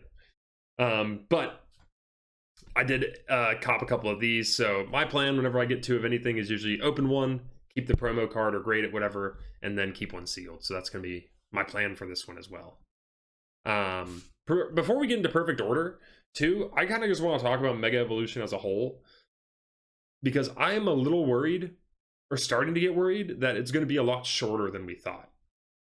Because like you look at Legends Arceus, it didn't get its own era, you know, kind of like it just kind of got mushed into Sword and Shield at the end there. Like Astral Radiance, you know, is basically a or even Crown Zenith. They're basically kind of like Hisuian era packs, really. They have a lot of cards from Legends Arceus. But with Legends ZA, they actually gave it its own era, like this Mega Evolution era, which I'm not saying is a bad thing.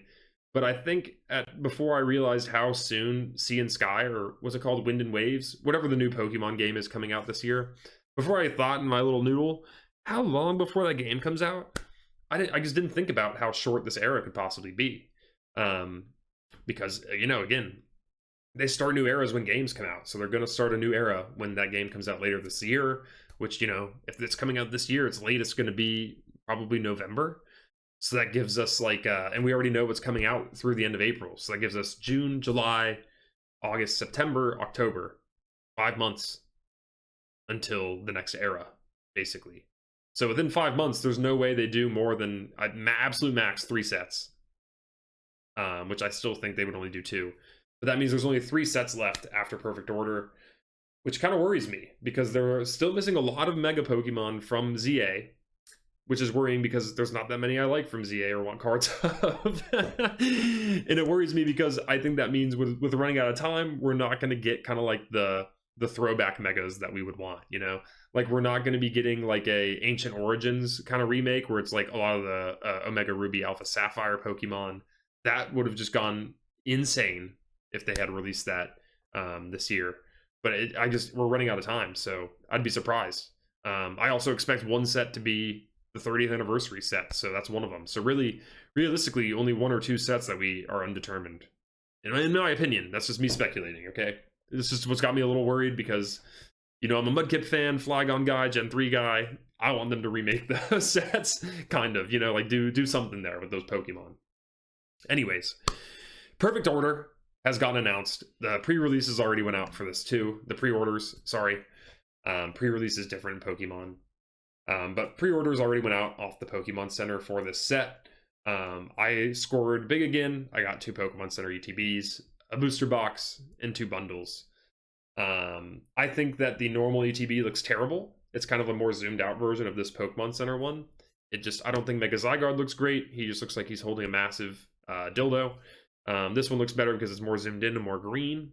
I still don't love it. What I do love is the promo card. I think that card with a Pokemon Center stamp, that Tyrant, is going to go crazy. I love Tyrant. I love Tyrantrum. I think it's really cool that they're having this as a promo. I will say, too, Tyrant, I think, is like one of those Pokemon that has, like, and Tyrantrum, I think just has, like, very few cards, too. So this is definitely his first illustration rare, and it's going to be his coolest card, just, like, flat out. My last little like game theory here, or crack pipe cryptid theory I have on the TCG is that this set's going to be the flop of the set, of like the era. This is going to be the Shrouded Fable. This is going to be the Steam Siege, whatever you want to correlate it to. I think this is going to be the shitter. Why do I think that? Because look at the Pokemon on it. Mega Zygarde, Mega Starmie, and Mega Clefable. I think Mega Zygarde is probably not loved by really many people at all. I don't think he's that terrible, but I just don't think people like love him. I think people probably like the design of Mega Clefable, but isn't a favorite, you know? And Mega Starmie, I think, is kind of a meme. But here's the problem with Pokemon cards, which I'm sure you can see in the EX card, is that a lot of the times you don't see their legs. Look at all of the, like, look at Zygarde here. Look at Zygarde in the pack here, you know? Like, Starmie's Mega thing is just going to look like normal Starmie if you can't see its legs. So, like, I've seen the EX card, and it's just kind of, like, popping out the card, but, like, you can't see the legs, so it just kind of looks like Starmie. I don't know. This just seems weird. Just seems weird. So I hope they do something really cool for the SIRs, but I do think this is going to be the big flop of the Mega era. And I don't even think that's a bad thing, really, because I want to save as much money as possible for 30th anniversary.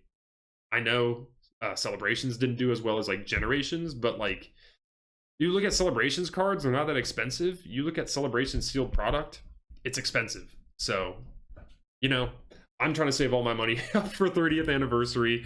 So I pre-ordered what I could for Perfect Order, but I'm probably really not going to open hardly any of it.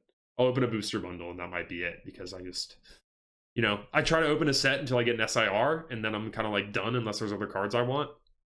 But with this one, I don't even know if I'm going to do that, because it's just, I don't know. We'll have to see the full list when it comes out. Let's move on for now.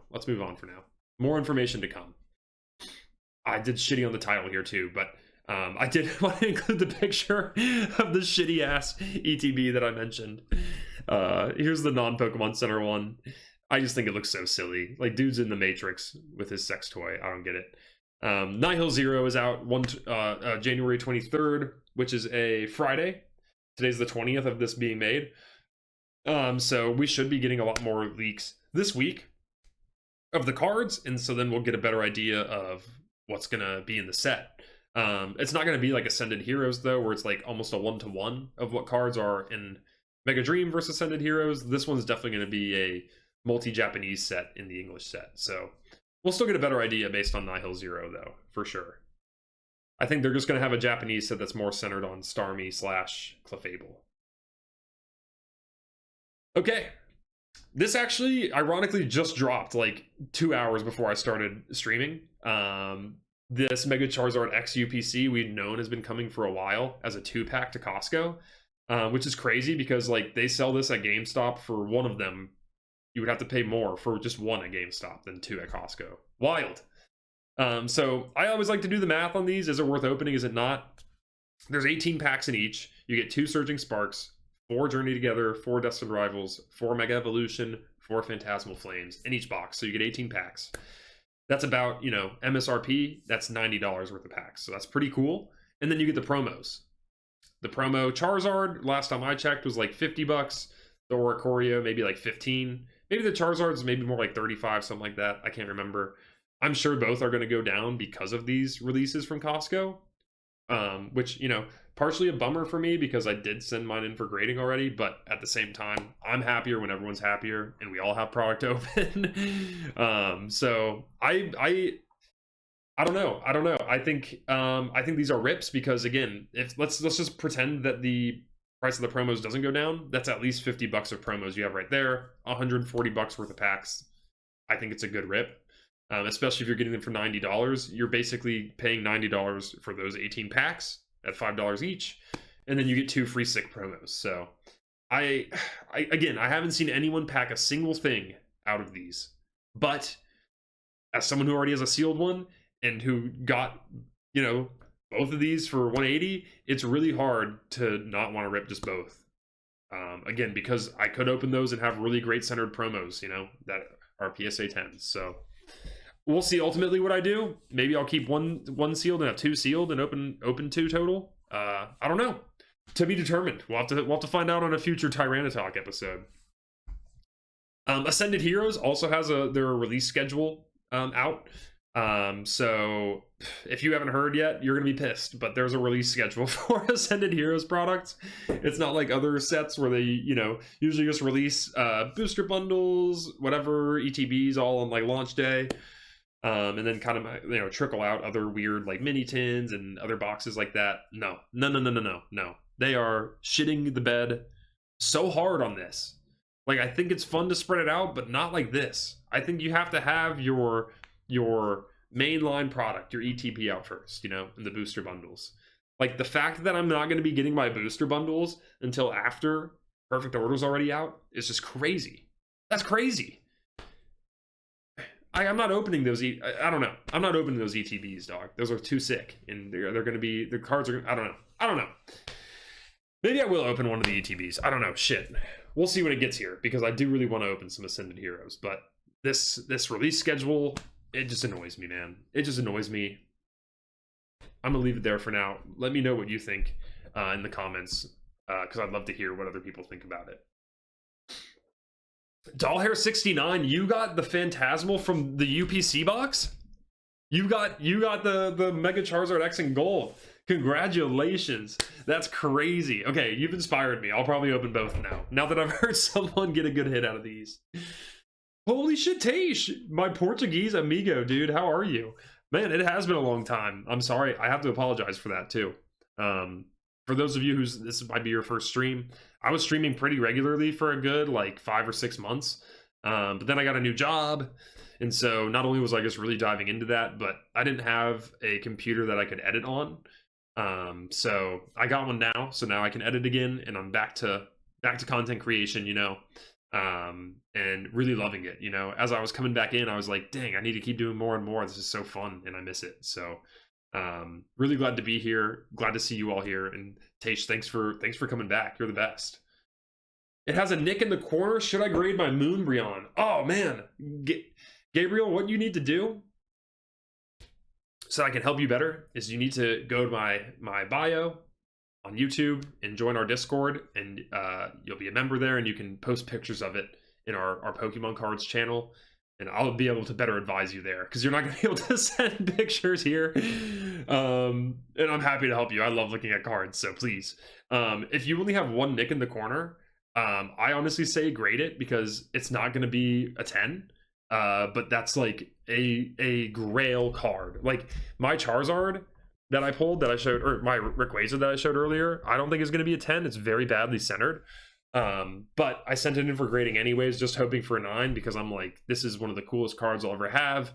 Even in a 9 in a while, it's going to be worth a lot. So if we look up Moonbreon, we can even see in a 9. If you never used price charting, very good for seeing grades. So you can see even in a 9, it goes up like $100. So it'll probably cost you $100 to get it graded, but like I'd much rather pay $100 and have my $1,700 card in a slab where it's never going to get hurt or injured, versus me worrying about a dust getting on it. You know, like this thing's literally like a gold bar, like crazy, absolutely crazy. But good for you. I don't know did you pull that? Did you pack this? Because if you pack this, you and I might be the luckiest people on the planet. I'm not gonna lie, because I packed the Rayquaza, you packed this, dude. We got to meet up and have our cards meet. Not really a nick, it's like a small dent. Yeah, you're gonna have to. I'd send a picture in the Discord. Get in there and drop a picture. I would love to see it. Taish, no worries, man. I know it's late for you. Thank you so much again just for coming, dude. So good to see you. Thank you for being a supporter for so long, man. You're the best. You traded for it on last Sunday. Holy shit. Good for you. What did, if you don't mind telling me, what did you trade for it? I would love to hear. I love hearing trade deals, so I would love to hear what you traded for a Moonbreon. That's got to be some good stuff. Oh, I dropped this picture in here because I heard this morning, or yesterday morning, I think, that they are including like Pokeball and Master Ball reverse holos again in Ascended Heroes. This made me really upset too. This might be controversial again because it's not, you know, kind of like maybe people like the release schedule of Ascended Heroes. Maybe people like Pokeball and Master Ball. It makes me annoyed because I think they technically count in like the Pokemon distribution of cards and packs thing as like a hit. And I also just really, really hate it because I enjoy master setting sets, even though I've only really done one full one. I think it's so fun.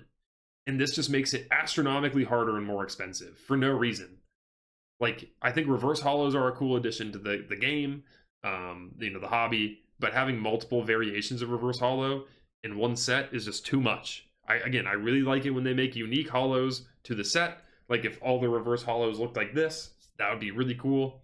But when they have 3 or 4 different kinds of reverse holos in the same set, it's so annoying. No one wants to look at someone's master set and just be ripping through page after page of reverse holo. Like, I don't know. I think it's probably just to make more money. Oh, okay. You had one slab in the Charizard. Oh, dang. Nice. The Charizard from Obsidian Flames is crazy. Obsidian Flames is actually one of my least favorite sets of this era, but that Charizard is insane. That is something that I want as like a connecting art too, is that Charizard and the Paldean Fates one, but that's like, you know, it's like $600 right there. You can join the Discord just by going to my well, you're on YouTube, so if you just go to the YouTube channel, and then just go to like my account or like, you know, whatever, just go look at my channel. You'll see just in the bio or whatever, there should be a Linktree link, and on there should be my Discord. So you can just join from there. It should send you right in and have you as a member. And yeah, you can just post pictures in there and chat with other people. It's a super cool Discord. I'm very grateful. In line with the UPCs that are dropping on Costco, Sam's Club always comes bang. They always come in for it too. But they're always, I feel like, a little behind Costco and maybe, you know, don't have as cool of stuff. I don't think that's the case this time. This is crazy. This has gone underseen. I don't know if this is going to be in person, online, both, neither, you know, whatever.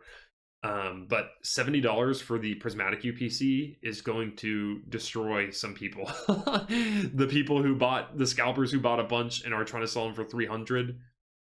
I can't wait for this to come out for 70 bucks. That's going to be awesome. And unlike other UPCs, this prismatic one is all prismatic packs. So that's going to be very cool. What I'm also excited for, as someone who still has yet to pack an SIR of prismatic, is these bundles, these kind of 2-pack bundles that these warehouse stores like to do, where you get the surprise box and booster bundle for 40 bucks. That's crazy. You can't buy just the booster bundle now for 40 bucks. It's like 60. So that's insane. I'm going to pick up both if I can. If they're in person, I don't have a Sam's Club membership. Probably not going to go. I hate lining up for stuff in person drops. I just feel scummy. It makes me feel like a scalper even though I'm not. I'm afraid of people seeing me and making fun of me or taking a video. Which you really shouldn't have any shame about lining up for this stuff. Just be civil about it and kind to others, you know. Leave some product for other people, for kids, anyone, you know. Don't swamp it all. Like I mentioned when we were talking about our gem packs earlier, Volume 4 has been announced. So I don't know how many volumes they're doing. It looks like it's going to span a couple years. If I had to guess, maybe 6 they're going to do. But I think that this is really, really, really cool. That they not only have Ponyta on the pack art, but are kind of making it like the face of this. That's crazy. Like, Ponyta has never been the star. I think Ponyta is like actually one of the best cards you can get out of the Platinum Arceus set. Now I'm thinking about it, is like this shiny Ponyta. But I think this is sick. I think that that unique pack exclusive illustration rare looks unreal with the Rapidash in the background. And yeah, I think a lot of these other illustrations are really cool too. So this is going to be something that I buy at some point to go with my Chinese gem pack booster boxes. But I probably, again, I'm not going to open it. Some of these singles too are from other sets that they probably just don't have in like a Chinese equivalent of yet. Like, I think this Eevee might be from Obsidian Flames. I know this Litten is I've gotten in Japanese. It's from another set we already have. If you've never gotten this Litten before, it's really cool. It has actually on one of the books is like a shiny Litten. So it's really cool. So yeah, I'm excited for this set. I think mostly because it's... Oh, actually, I know that this Chinchino, I think, is from like Temporal Forces too. It's a connecting art with a Minchino. Anyways, really excited for this this set to come out. It's gonna be really cool. I think it's just gonna be like something that people appreciate, but is also kind of like less mainstream, you know. So it's gonna be one for the true Pokemon and like collector fans. Yeah, so I'm excited for it. Gabriel, you said you just joined the Discord. Let's go. We got another bundle, baby. Yeah, send a pic whenever you got a chance. I will check it out as soon as we're done with this stream, which we're getting to the end, so bear with me. But I will check that out for you for sure. I've graded a bunch of cards. I don't have the mastermind of card grading. I'm not him. It's always really hard to tell over like a picture too. So you're gonna know better than anyone. You know, you can wiggle in the light and all that shit. So yeah, I'm gonna do my best though. You're not gonna believe this. A collector who plays the game. It was 2 weeks ago, almost to the day. Yeah, 2 weeks ago to the day, actually.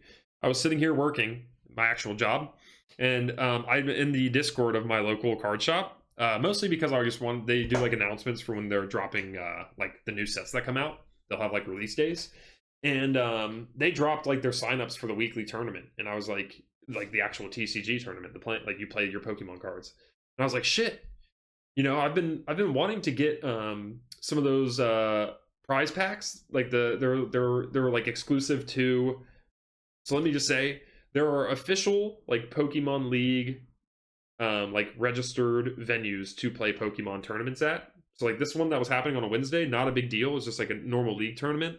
I think there's bigger ones that happen on weekends and stuff. Sorry, my nose is so itchy. Um, I'm not, again, I'm pretty new, so I'm not really sure. But I just signed up for the league. And so the way it works is if you are a like registered league play location, like my local card shop is, Pokemon actually gives you exclusive packs that aren't something that they're allowed to resell or anything, called prize packs. And they have different series just based on like kind of, it's kind of made out of like cards that are like in the meta or like new, have new mechanics, you know, new to the actual playing game, stuff like that. And they have like this little stamp you probably recognize, like a play prize pack, whatever you want to call it, series stamp.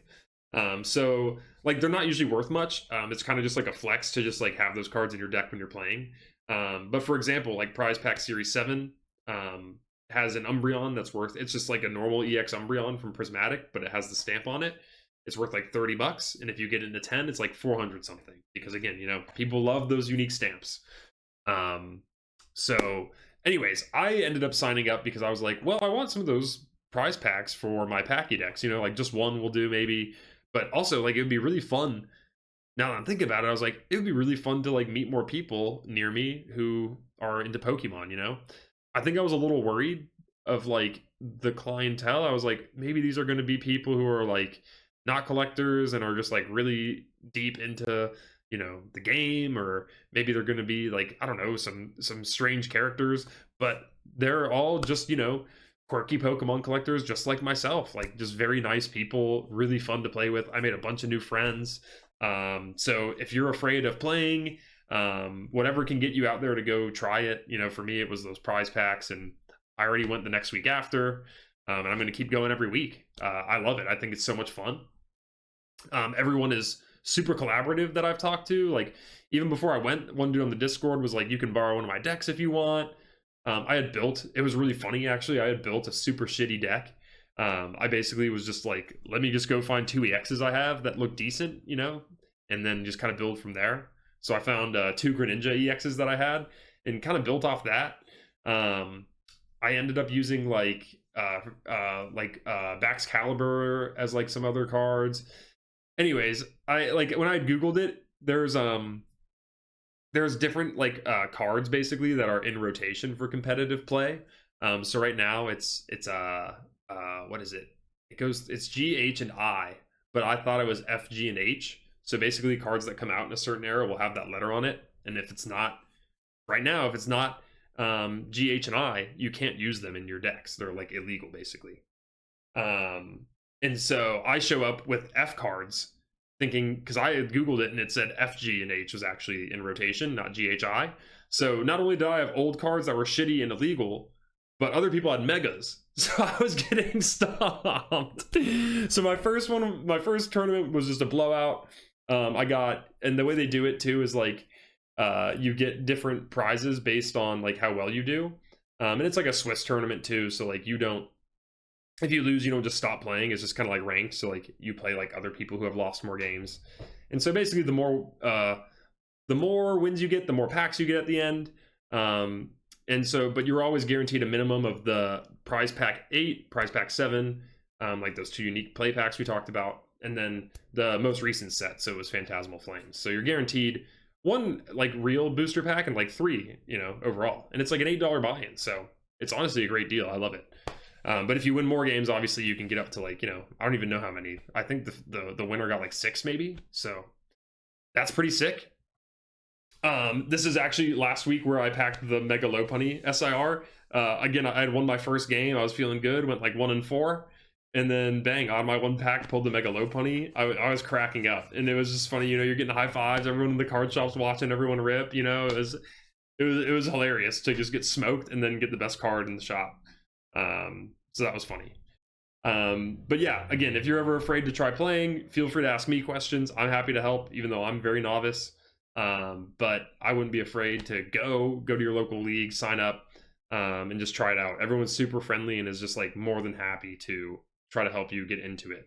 I met a lot of other people who were the same, like collectors turned players as well. So everyone's very friendly. And it's honestly fun to play too. Like a lot of it can just be up to like luck or tight matchups. It doesn't necessarily just have to be skill. So a lot of people I played were like, holy shit, like you started playing, like your first time playing this game was like at a tournament, and I was like, yes. And they were like, that's ballsy. Like but you know, like you just gotta struggle your way through and you'll figure it out. It's a lot of fun though. It's very rewarding. I've since built a mega deck because I don't want an illegal deck and I wanted to compete with the other megas. So I had a couple Mega Venusaurs, so I used that as my foundation. I'm not using Bubble Mew either. This is a TCG Live picture that I built my deck off of. Here's my actual deck, so you can see if you ever want to look at it or, you know, borrow it. This is what I've been using. I need to make some iterations. If you play, I don't have an Ace Spec card because I didn't have any. I didn't have that Hero's Cape, so I need to buy that somewhere. I just haven't seen it. But I will eventually keep iterating on this deck because it was pretty good. It was pretty good. It just, yeah, I was just a little SOL sometimes and just kind of left hung to dry. Let's see what Gabriel said. You sent a picture of the front. Okay, cool. Yeah, send a picture of the back if you want to, just so we can see if it has any, because I like to look for white corners on the back, because those are really big at PSA now. There's like, yeah, I can tell, there's like a cutoff in like April of last year, 2025. There's like a cutoff where I can tell that they started caring about white dots on the back corners, because I have so many 10s from before that have them, and then afterwards, anything that had a white dot on those corners, 9, automatic 9. So I look for those really hard now. I don't send anything in if it has the white dots on the back. Not saying that you can't, but it's tough. It is tough. So here's the packs that I got. Again, this is what I got for winning. Well, I bought the Crimson Invasion and the Steam Siege, but otherwise the bottom 3 is what you get for winning. The 2 prize packs and then just one of whatever the modern set is. Cool. We are right about at the end if we're seeing this. Which just random interlude, but thank you again for coming. This has just been so fun to do. My cat's screaming right now because she knows that I've been yapping about Pokemon for almost 2 hours, but just so fun to get to come on here and chat about Pokemon with people. So thank you for coming, or watching this in post if you're watching this on YouTube. I wanted to show TCG Pocket because this is another thing I really enjoy. I also play the video games currently. Like I've played every Pokemon game and finished it. I play TCG Pocket. I have every Diamond card, 1-star card, and 3-star.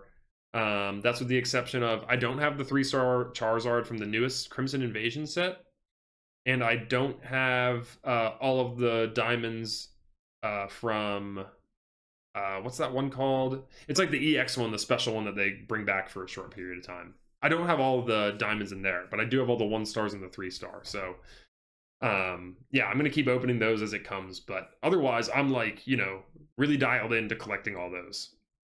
And I gotta say the trade improvements they made within the past like few months really helped with that. So if you're not like, I add friends from Wonder Picks all the time and just like use the wish list feature and start trading with people, because that is the way to go to get cards you don't have. It doesn't have to be your friends either.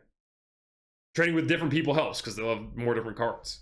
And I thought I'd include here my friend ID. So if you ever just want to add me as a friend, you know, trade cards, battle, whatever, hit me up. My name is Venus on there. So feel free to add me as a friend. I actually got really into the battling randomly within the past couple days. I've been using this low punny Magnezone deck I've been building, and it's been going ballistic, I'm not gonna lie. I went from literally yesterday I started the day at Great Ball 1, and now I'm Ultra Ball 2. So I will say Ultra Ball is much harder of a grind than Great Ball, but it's still I've been having fun. I've been having a good time. And that's really it. So that's all TyraniTalk so far. I really hope you enjoyed it. Let me know what your thoughts were so far. Things I should include next time or not include next time. Again, I don't necessarily anticipate this being as long every time, unless I do plan on having guests in the future. Just friends, other creators, stuff like that. So maybe they'll go longer at those times, but otherwise it'll definitely be shorter, just more so updates, you know, like here's what I bought this week. Here's the news this week. What do you guys want to talk about, kind of thing. So yeah, really appreciate you watching this, whether you're live on stream or just watching the recording of this. It took a long time to make. It was super fun to make. And I just really enjoy getting to, again, just talk to you guys about Pokemon and show you all how I collecting, just get you up to current, because I know I'm not the best at making videos as I buy stuff, so hopefully this kind of caught you up on where I am in the hobby. Oh yeah, let me do that. Sorry about that, bud. There's my code right there. Yeah. Hi there, Rose Loving Official. I'm glad you play too, dude. Yeah, just invite me. Take a screenshot or something here if you want. What's up, Andrew Zhao? How are you? You want to add me? Go ahead. Let's be friends on TCG Pocket, man. We can trade and all that cool stuff. I've really been enjoying the game so far. I think that they're going to probably come out with like a Pokemon Go set at some point. I think they're, well, sorry, that didn't make sense. But I think they're stupid not to. But like, you know how they came out with a Pokemon Go set back in Sword Shield era? I think they're going to do that again. I don't know if it'll be Mega Evolution era or the next one, but they have to. It is such lost potential if they don't make a TCG Pocket set in the actual TCG, just because there's so many banger cards. Like, imagine if they did like the cool border like on the 1 stars, or like the rainbow border like on the 2 stars. Like, I know you can't do the immersive art where it'll be like Harry Potter where you look at the card and it's like moving, you know, like can't do that obviously, but the rest, I'm telling you, Pokemon, just sign me up for marketing team, whatever. I'm here. User is Gordy fan, dude. I got you. I will accept that invite. You do the same, Andrew. Invite me. We'll be friends. It'll be sick. Yeah, so we're gonna do this again next week. I'm gonna shoot again, you know, 8 p.m. every Tuesday, Eastern time. Hopefully you all can make it that way. Again, if you have any questions or like suggestions, shoot me a message. Like, let's, you know, we're all Poke friends here. Yeah, so this was amazing just to get to hang out with everyone again. Thank you. Yeah, and I will see you next week. If you want to add me on TCG Pocket, again, just back up the video a little, and you can just grab my friend code from there, and we can battle each other online. Next week, too, I'll add my TCG Live friend code, so if you want to play, like, actual TCG, we can do that, too.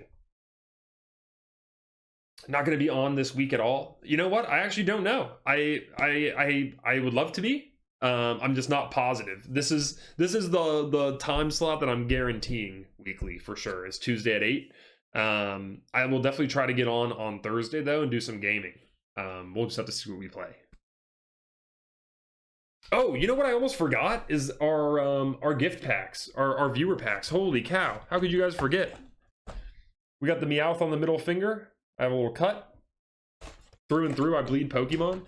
But I know I got at least 2 subscribers during this stream. No one else in the chat said that they subscribed, and sometimes the Streamlabs little subscriber notification thing's a little wonky, TBH. So not exactly sure how many people did subscribe today, unfortunately. But I know at least 2 did. So let's get these guys out. And I need to look up. Let me look up the pack art really quick just to make sure we're opening the right year. Trick or trade, because I think I'm on 2024. That's that one. Which year is this? It says something about Ireland. What year is this, man? 2023. Oh, so this is 2023. Huh. You know, I thought I opened all those. Did I not? Let's check the slide deck actually really quick. I have all my trick or trades in here. I should have put the pictures. Yeah, huh? I thought I was on 2024. Regardless, let's rip. Oh my god, Rose Loving, yeah, please send me something on TCG Pocket. I would love that. I have a few cards on my wish list that I'm missing from that limited edition set, you know. All right, here, let's rip these packs though. Okay, that didn't transition as well. We'll stay on the normal one. But thank you guys again for who subscribed. These packs are for you. This one's going out to Rebel Rocky. You're kidding me. A Yukimori Litwick. Look at that. Oh, a Houndoom. Score, man. And this, is it Greavard? Yeah, Greavard. I always don't know. I never which one no one's Houndstone or Greavard. That's sick. I love this Houndoom, man. Wait, this is from Scarlet Violet. Hold on. Do we have this? Okay, so this is 2023. Yeah, so this is 2023. Okay, well, for the next pack, let's open up a different set. I have a few of these other ones. I think this is a 2024 set. It's got the Umbreon, the Trevenant, the Gengar, and the Pikachu on it. So let's rip that one.